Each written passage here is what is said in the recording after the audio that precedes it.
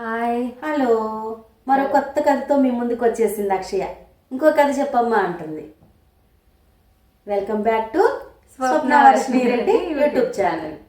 కథ చెప్పనా? మరి వింటావా? అమ్మ దగ్గరికి వచ్చి అదృష్ట దేవత కథ చెప్తా. మా అమ్మ పుట్టింది, నాకు అదృష్టం కలిసి వచ్చింది. అట్లా ఒక అదృష్ట దేవత కథ చెప్తా మీకు. ఒక ఊళ్ళో ఒక వ్యవసాయ కుటుంబం ఉంది. కొత్తగా పెళ్ళయింది. ఆ భార్యాభర్తలు ఇద్దరు చక్కగా ఉండేవాళ్ళు, చిలకా గోరింకల్లాగా. ఆ వ్యవసాయం పొలంలో చేసుకుంటా కులాసాగా ఉండేవాళ్ళు అనమాట. ఒకసారి పని చేసుకుంటా ఉండగానే డెలివరీ టైం దగ్గరికి వచ్చేస్తుంది భార్యకి. భర్త ఏమో కంగారు పడతా ఉంటాడు. వనదేవత చూస్తూ ఉంటుంది వీళ్ళని.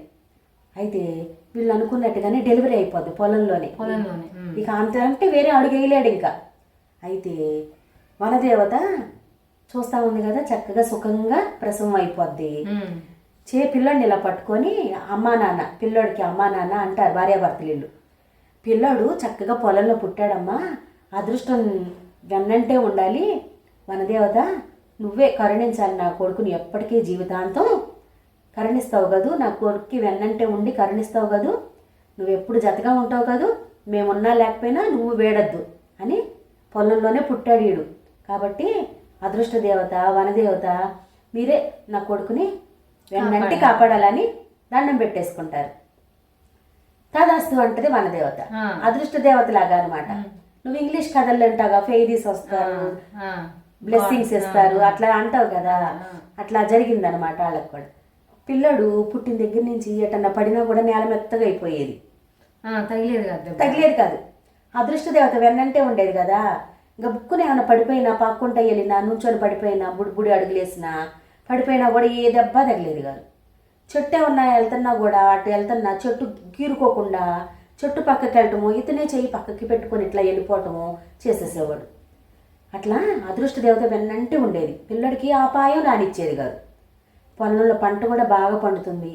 పిల్లోడు అడుగు పెట్టి ఏమైనా మొక్క పెట్టినా కూడా అది ఏపుగా పెరుగుతుంది. పిల్లాడు అడుగు పెడితే చాలు అక్కడ సిర్లు పండుతున్నాయి అనమాట. పొలంలో పంట బాగా వస్తుంది. పిల్లోడితో వేపించిన, పిల్లోడితో కోత కోపించిన, పిల్లోడితో ఏదైనా ఫస్ట్ బస్తా ఏమన్నా సేల్ చేసినా అసలు రాసులు పండుతున్నాయి అనమాట. పొలంలో ఏ పని చేసినా పంట పనులు మాత్రం భారీగా జరుగుతున్నాయి. అదృష్టం వెంట ఉంది మనకి. వనదేవత తదాస్తు అని పలికిందనుకుంటా అని అనుకుంటారు వీళ్ళు భార్యాభర్తలు. పిల్లోడు మాత్రం చక్కగా పెరుగుతూ ఉంటాడు, పెద్దోడైపోతాడు. పెద్దోడైపోయేసరికి కొంతకాలానికి వాళ్ళ అమ్మ చనిపోద్ది, అమ్మ నాన్న చనిపోతారు ఇద్దరు. చనిపోయేసరికి పిల్లోడు బాధపడేసరికి ఆ పొలంలోనే పని చేసుకుంటూ ఉంటాడుగా. ఇప్పుడు ఎవరి ప్రొఫెషన్ అదైతే పిల్లలకి అది వచ్చేది. చాలా మందికి వృత్తి వ్యాపారాలు అలాగే ఉండేవి ఇంతకుముందు. వ్యవసాయ కుటుంబం కదా, చదువుకున్నంత చదువుకొని అక్షరాలు నేర్చుకున్నాడు, వ్యవసాయంలోకి దిగాడు. మరి అమ్మ నాన్న లేరుగా, పొలంలో పంట పండిస్తూ ఉన్నాడు. పిల్లోడు బాగా దున్నిచ్చేవాడు, విత్తనాలు వేసేవాడు. చెట్టు పెడితే ఏపుగా పిందొచ్చేసేది. కొన్ని పంటలకి 3 సంవత్సరాలైనా పింద రాదు.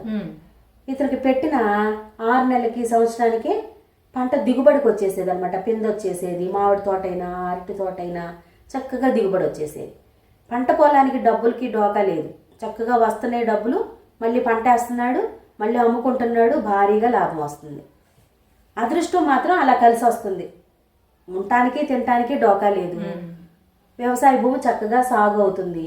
ఇంకేం కావాలి వ్యవసాయ రైతుకి అంతే కదా, గిట్టుబాటు ధర రావాలి. అందరి మీద ఒక 4 బస్తాలు ఎక్కువే పండుతున్నాయి, అందరికంటే 4 రూపాయలు ఎక్కువే వస్తున్నాయి బస్తాకి. బాగుందిగా. ఇట్లా ఉండగా ఒకసారి వనదేవత ప్రత్యక్షమయ్యి చూస్తుంది. ఏంటి ఈ 4 బస్తాలైనా నాకు అదృష్టం ఉంది అనేవాళ్ళు మా అమ్మ నాన్న. ఏం బోర్డు అదృష్టం, నాకు ఇంకోటి ఏమి ఇవ్వరు. ఈ పొలంలోది ఇంతసేపు ఇదే నాకు, ఇంకోటి ఏమి ఎవరు 4 గుప్పులు డబ్బులు ఎవరు, 4 బంగారు గొలుసులు ఎవరు, ఏమి అదృష్టం ఏమో నాదంటారు. నాకు చిన్నప్పటి నుంచి అదృష్టం అంటారు. అదృష్టం అంటే ఏంటి?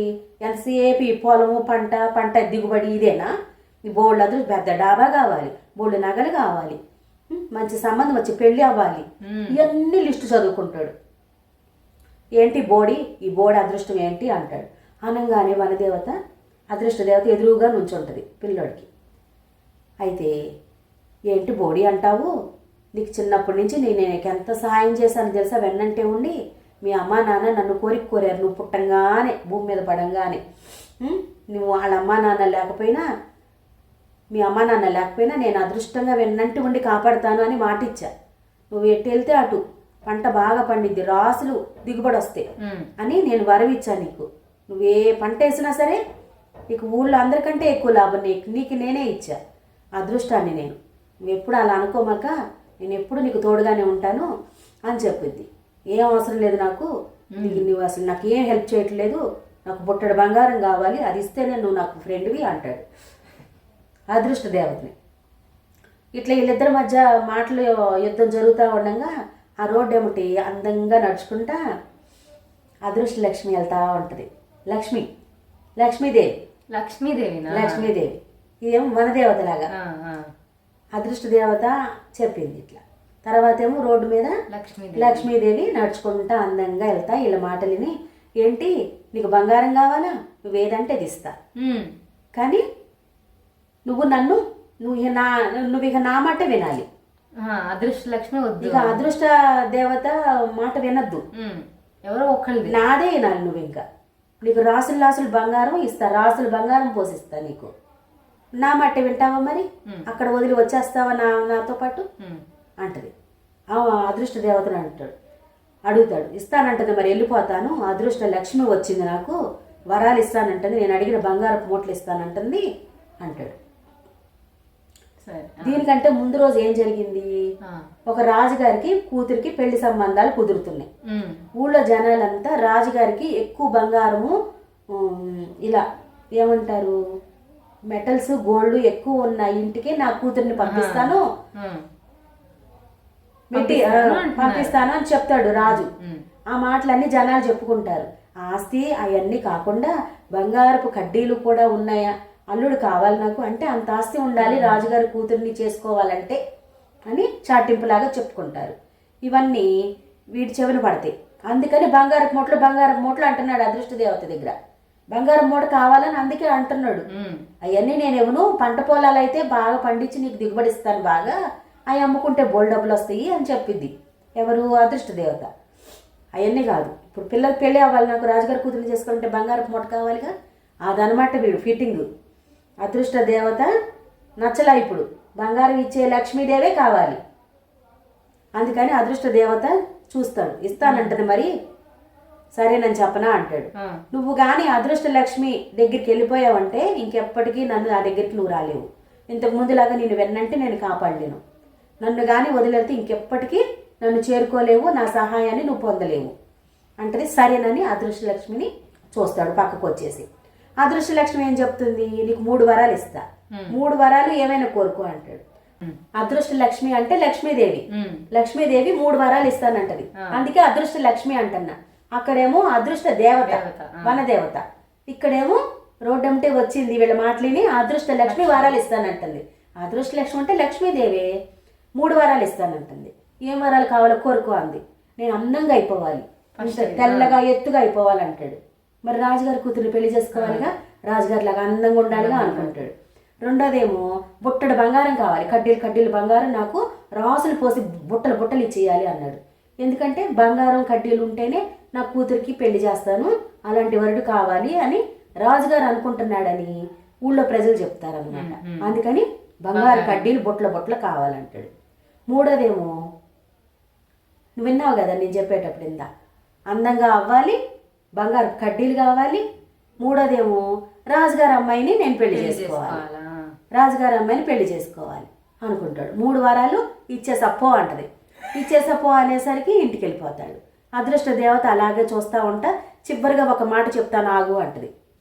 ఆగు అని, ఇప్పుడు నన్ను కాదన్నావు కదా, నా అవసరం అయిన వాళ్ళ దగ్గరికి నేను వెళ్ళిపోతున్నాను, ఇంకా నన్ను నువ్వు చేరుకోలేవు, నేను నిన్ను చూడను, నా అవసరం ఎవరైతే కావాలో వాళ్ళ దగ్గరికి నేను వెళ్ళిపోయి సహాయం చేస్తాను ఇంకా అన్నాడు. పో అంటాడు. ఇంకా అసలు అదృష్ట దేవత ఎంత కాపాడింది, అదృష్టాన్ని ఎవరైనా వద్దంటారా, జీవితాంతం కాపాడుతాను అంది కదా, చెప్పింది కదా వరం ఇచ్చానని, పో అంటాడు. సరేననుకుని ఆనందంగా వెళ్ళిపోతాడు. ఇంకేముంది, పెద్ద డాబా అయిపోయింది, కడ్డీలు బంగారం వచ్చేసింది, ఇంకెత్తున తెల్లగా అందంగా అయిపోతాడు. ఇన్నాళ్ళు వ్యవసాయం చేశాడు, ఎండకి టాన్ అయిపోయామంటారు కదా, అట్ట అయిపోయాడు. తెల్లగా ఉన్నా కూడా ఉండరు, వ్యవసాయం పని చేసేవాళ్ళు. తెల్లగా పుట్టినా కూడా నల్లగా అయిపోతారు వ్యవసాయ పనుల వల్ల. టాన్ అయిపోయినాడల్లా తెల్లగా అయిపోయాడు, ఇంకొంచెం ఎత్తు అయిపోయాడు, రాకుమారుడిలాగా తయారైపోయాడు. రాజుగారికి తెలిసిపోయింది, ఇటు దగ్గర ఈ బోళ్ళు వచ్చేసింది, కడ్డీలు ఉన్నాయి అని గోల్డ్ స్మిత్ కూడా చెప్తాడు రాజుకి. ఆ మాట వినేసి రాజుగారు కూతుర్ని ఇస్తానని వచ్చేస్తాడు పల్లకీలో. ఓకే అనిపించుకుంటారు, నిశ్చితార్థం చేసుకుంటారు. పెళ్లి ముహూర్తం రానే వచ్చింది. పెళ్లి చేసుకోవడానికి రాజుగారి దగ్గరికి వెళ్తా ఉంటాడు. వెళ్తా ఉంటుంటే చెట్టు మీద 2 కాకులు అరుస్తా ఉంటాయి. చెప్పుకుంటా ఉంటాయి. కాకి భాష కొంతమందికి వచ్చు. ఇతని ముందు ఏదన్నా కాకులు ఏమన్నా మాట్లాడుకుంటుంటే అదృష్ట దేవత వెన్నంటే ఉండేదిగా చెప్పేది. కాకుకి జరగబోయేది తెలుసు, చుట్టాలు వస్తున్నారని కాకు అరుస్తుంది. అట్లానే వాళ్ళు మా చిన్నప్పుడు కూడా అది ఏమంటుందో అదృష్ట దేవత చెప్పేదన్నమాట. ఈసారి అదృష్ట లక్ష్మిని నమ్ముకున్నాడుగా లక్ష్మీదేవిని, అదృష్ట దేవతని వద్దనుకున్నాడు. అందుకని కాకి భాష ఏందో మాట్లాడుకుంటున్నారో తెలియట్లే. పోయిందిలే, కాకి భాష నాకు ఇప్పుడేం అవసరం, నాకు బంగారం వచ్చింది, ఇల్లు వచ్చింది, రాజకుమార్తెని పెళ్లి చేసుకుంటున్నాను, కాకి భాషతో సంబంధమే లేదు నాకు ఇక అనుకున్నాడు. అనుకునేసరికి పెళ్ళికి వెళ్ళిపోతా ఉన్నాడు. వెళ్ళేసరికి గుమ్మం దగ్గరికి వెళ్ళంగానే గుమ్మం ఇరిగిపడి, పందిర్లు వేస్తారుగా పెళ్లికి, ఆ పందిరి దగ్గర గుమ్మం ఇరిగిపడి నెత్తిన పడి ఢమాలను పడి పెళ్లి కొడుకు చచ్చిపోతాడు. పెళ్లి అవ్వకముందే పెళ్లి చేసుకోవడానికి వెళ్ళాడు. పెళ్లి పందిరి దగ్గర గుమ్మం లాగా డెకరేషన్ చేస్తారు కదా, అదేమో ఫ్యాబ్రికేషన్ వర్క్ చేస్తారు కదా, అది పడిపోయింది, నెత్తిన పడి ఢమాలను చచ్చాడు. అది అదృష్ట దేవత పక్కనే వెన్నంటి ఉంటే సూత్రంగా పక్కకు తప్పించుకునేవాడు, అది పడకుండా బతికేవాడు. ఇప్పుడు లక్ష్మీదేవి వచ్చింది, అదృష్టాన్ని వద్దనుకున్నాడు. లక్ష్మీదేవి ఎంత ఉంటే మాత్రం ఏముంది, అదృష్టం నీవు వెన్నంటి లేక నువ్వు త్రుట్టిలో తప్పించుకునే ప్రమాదాన్ని చావు దాకా తీసుకెళ్ళిపోయావు. అదృష్టాన్ని వద్దనుకున్నాడు, చావుని తెచ్చుకున్నాడు. ఈ విషయం వెంటనే పక్కనే ఇంకొక రాజుగారు చూస్తారుగా, రాజుగారు అయ్యో పెళ్లి కొడుకు చచ్చిపోయాడు, పెళ్లి మాత్రం ఆగేది లేదు, నా కూతురు ఒకరిని ప్రేమించింది, వాడి దగ్గర బంగారం లేదని ఆపేశాను అని చెప్పి ఆ ప్రేమించినాడే పెళ్లి కూతురు కోసం పందిరిలో కూర్చొని చూస్తా ఉంటాడు. ఇన్వైట్ చేసిన వాళ్ళు ఉంటారు కదా, కుటుంబాలు వచ్చి కూర్చుంటాయి కదా, పెళ్లి ఆహ్వాన పత్రిక తీసుకున్న గెస్టులు, ఆ మాటే రాక అంటున్నాను, గెస్టులు అందరూ వచ్చి కూర్చుంటారు కదా, అట్లాగే కూర్చొని చూస్తూ ఉంటాడు ప్రేమించిన అమ్మాయిని. వెంటనే కూతురు ప్రేమించిన అబ్బాయి అక్కడే ఉన్నాడని చూశాడు, వెంటనే రప్పించాడు, పెళ్లి చేసేసాడు. పెళ్లి ఆకూడదు, రాజుగారి కుమార్తె అంటే పెళ్ళి ఒకసారి అనుకుంటే ఆకూడదు అనమాట. వాళ్ళకి బాధ ఉంటుంది అనమాట, వాళ్ళకి పొరుగు పోయింది అనుకుంటున్నాడు రాజు. అందుకని వెంటనే పెళ్ళి ఎలాగో ప్రేమించింది అనుకున్న పెళ్లి కొడుకు చచ్చిపోయాడు. వెంటనే ఆ శవాన్ని తీసేస్తాడు, పెళ్లి కొడుకుని తయారు చేసేసాడు. ప్రేమించిన పెళ్లి కొడుకున్నాడు కదా, చేసేసాడు. పెళ్లి కూతురికి హ్యాపీ అనమాట, పెళ్ళి అయిపోయింది ప్రేమించిన అబ్బాయితో. పెళ్లి కొడుకు పెళ్లి కూతురు హ్యాపీ. ఇందాక అదృష్ట దేవత అవసరమైన వాళ్ళ దగ్గరికి వెళ్తున్నాను, నీ దగ్గరికి ఇంకా రాను అంది కదా, తన అవసరం ఈ పెళ్లి కొడుకు వచ్చింది. ఆ పెళ్లి కొడుకుని వరించింది అదృష్ట దేవత, ప్రేమించిన అమ్మాయితో పెళ్ళయింది అనమాట. అది జరిగింది. అదృష్టం ఎప్పుడూ ఉండాలి మనకి. లక్ష్మీదేవి ఉంటే మాత్రం సుఖంగా ఉంటామా చెప్పండి? బంగారం ఆఖరి తీరుస్తాయా? బంగారం మూటలన్నీ మన ప్రేమించిన అమ్మాయిని దగ్గర తీసుకొస్తాయా చెప్పండి? ఎప్పుడు అదృష్టం ఉంటేనే గూడ్స్లో ఉన్నా సరే ఆనందంగా ఉంటాము. అది నేను చెప్పాలనుకున్నా. అదృష్ట దేవత చెప్పినట్టే చేసింది. లక్ష్మీదేవి చంచలమైందమ్మా, ఇప్పుడు ఒకసారి మనల్ని కరుణించిద్ది, తర్వాత వేరే ఇంటికి వెళ్ళి వాళ్ళని కూడా కరుణిస్తానంటది. అందుకని అదృష్టాన్ని మనం నమ్ముకోవాలి, సరేనా? ఫేరీస్ ఎప్పుడు మన చుట్టూ ఉంటాయంట, అవి బ్లెస్ చేయాలంటే మనం ఎప్పుడు మంచి పలకాలి. నువ్వు మంచిగా హ్యాపీగా ఉంటావు ఎప్పుడు కూడా, సరేనా? నేను లేకపోయినా నీకు అదృష్ట దేవత వెన్నంటి కాపాడిద్ది, నీకు మంచి ప్లేస్మెంట్ వచ్చింది, మంచి ఇంటికి అత్తారింటికి వెళ్తావు, మంచి భర్తతో మంచిగా హ్యాపీగా బుడ్డి పిల్లలతో ఆడుకుంటావు. నీ ఫ్యామిలీ, నీ భర్త, నీ పిల్లలతో నువ్వు సంతోషంగా ఉంటావు, సరేనా? నీకు అదృష్ట దేవత ఎప్పుడు తోడు ఉండాలమ్మా నీకు. బొంగ తల్లి, అదృష్ట దేవత వెన్నంటే ఉండాలి నీకు కూడా ఎప్పుడు, సరేనా? కథ నచ్చిందా? కథ కంచికి మనం ఇంటికి. ఈ కథ కనుక మీకు నచ్చితే లైక్ చేసి షేర్ చేసి మంచి కామెంట్ పెట్టండి friends. Please subscribe Swapnavarshini Reddy YouTube channel. Bye.